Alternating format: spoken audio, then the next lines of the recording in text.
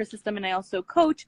And what comes up for me is I wanted to share a card, and I knew that this was going to be the card.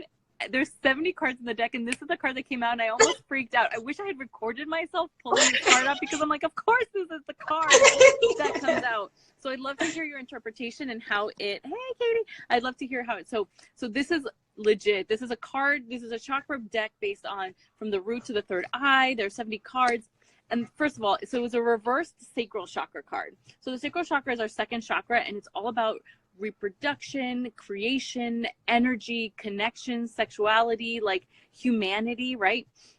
It's number 11, which for me, it's like, hello, it's October 11th today.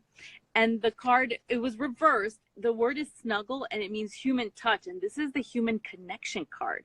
This is the human connection and intimacy card. And so this idea that came up for me is like, of course, we are talking about vulnerability, and the cards are telling us that if there is no vulnerability, there is no human connection, there's no human contact, there is no unity in what we're doing and who we are, not only as individuals, but as humanity. We're not here to be alone.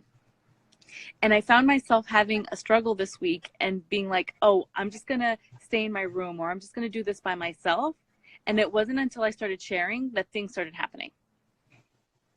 How do you feel about that? And how does that show up in the work that you do, Christina?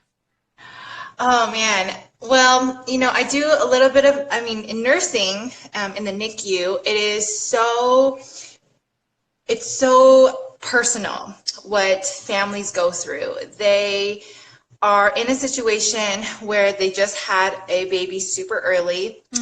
Lots of them are not aware of that coming into their life. And so they have a baby, they have this vision of what it looks like their pregnancy is going to be and what it's going to look like after the fact. And when you have that early baby, you're put into a situation that takes all the control and all of that fantasy of what you've conjured up during your pregnancy to look like.